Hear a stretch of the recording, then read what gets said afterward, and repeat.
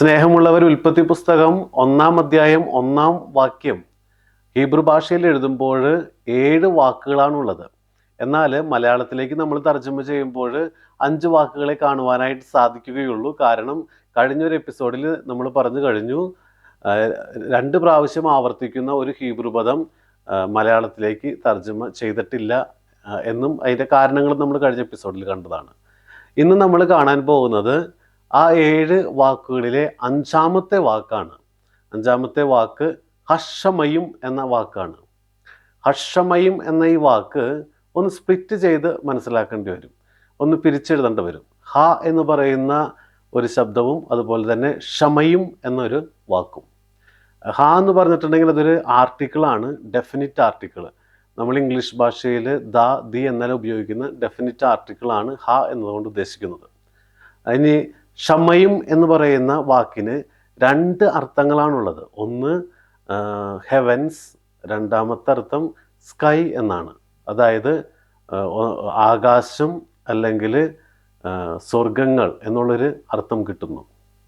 എന്തുകൊണ്ടാണ് ഇവിടെ ഷമയും എന്നുള്ള ഒരു പ്ലൂരൽ പദം ഉപയോഗിച്ചിരിക്കുന്നത് എന്ന് ചോദിച്ചിട്ടുണ്ടെങ്കിൽ, യഹൂദര് സ്വർഗത്തെ 3 തലങ്ങളിലായിട്ടാണ് മനസ്സിലാക്കിയത്.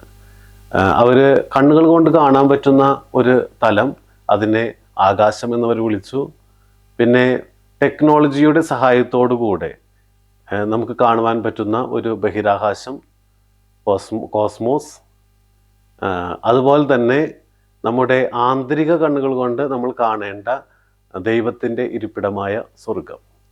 നമ്മുടെ ആധ്യാത്മികതയും ഇതുപോലെ 3 തലങ്ങളിലേക്ക് വളരണം എന്നൊരു ഇൻഡയറക്റ്റ് ആയിട്ടുള്ള സൂചന നൽകുന്നുണ്ട് ഈ ഒരു വാക്ക്.